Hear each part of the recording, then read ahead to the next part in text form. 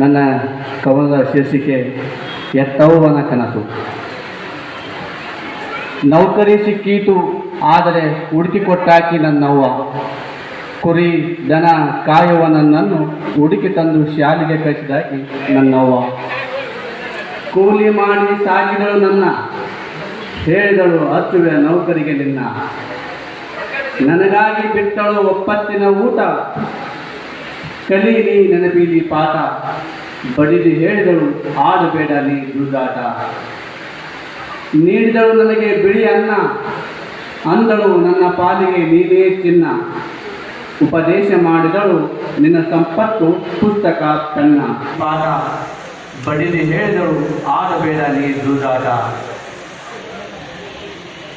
ಹುಟ್ಟಳು ಅರಿದ ಬಟ್ಟೆ, ಹೇಳಿದಳು ಶಾಲೆ ಬಿಟ್ಟರೆ ನೀ ಕೆಟ್ಟೆ.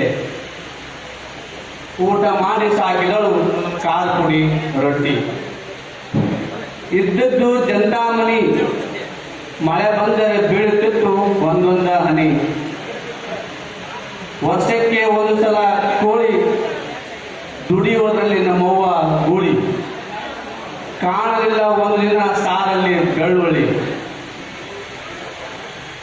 ಇದ್ದಿಲ್ಲ ಮನೆಯಲ್ಲಿ ಕರೆಂಟು, ಎದುರಿಸಲು ಸಮಸ್ಯೆ ನೂರೆಂಟು. ಮತ್ತೆ ಹೇಳಿದಳು ಕಾಲ ಬದಲಾಗುವುದು ಉಂಟು.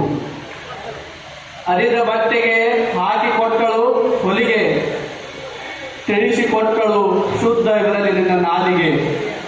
ಕಣಿ ಹೇಳಿದಳು ನೌಕರಿ ಬರುವುದು ನಿನ್ನ ಬಾಗಿಲಿಗೆ. ಮರೆತಳು ತನ್ನ ಆಸೆ ಆಕಾಂಕ್ಷೆ, ನುಡಿದಳು ನಿನ್ನ ವಿದ್ಯೆಯೇ ನನಗೆ ಶ್ರೀರಕ್ಷೆ. ಶಾಲೆ ಬಿಡುವೆ ನಾ ಎಂದೆ, ಹೇಳಿದಳು ಶಾಲೆ ಬಿಟ್ಟರೆ ಯಾವತ್ತೂ ಬರುವುದಿಲ್ಲ ನೀ ಮುಂದೆ.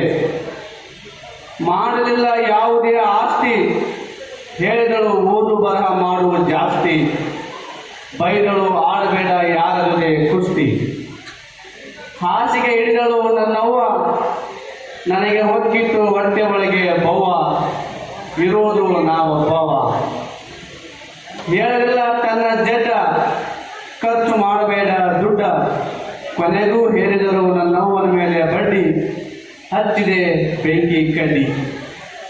ನನ್ನ ನೌಕರಿಗಾಗಿ ತನ್ನೆಲ್ಲ ಶಕ್ತಿಯ ಸಮಯವನ್ನು ನನಗೆ ಮೀಸಲಿಟ್ಟು ನನ್ನ ಯಶಸ್ಸಿಗೆ ಹಗಲಿರುಳು ದುಡಿದು ಸಾಕಿಯಾಗಿ ಇಂದು ಇಲ್ಲದಂತಾಗಿದೆ ನನ್ನ ಬದುಕು. ನನ್ನನ್ನು ಶಾಲೆ ಕಲಿಸುವುದೇ ನನ್ನ ತಾಯಿಗೆ ಬಹುದೊಡ್ಡ ಕನಸಾಗಿತ್ತು. ಆ ಕನಸು ಇಂದು ನನಸಾಗಿದೆ ಎಂದರೆ ಅದಕ್ಕೆ ನನ್ನ ತಾಯಿಯ ಪಾತ್ರ ಬಹಳ ದೊಡ್ಡದು. ಅವಕಾಶಕ್ಕಾಗಿ ಧನ್ಯವಾದಗಳು.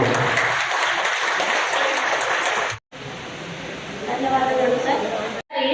ಮೌನೇಶ್ ನವಲಹಳ್ಳಿ.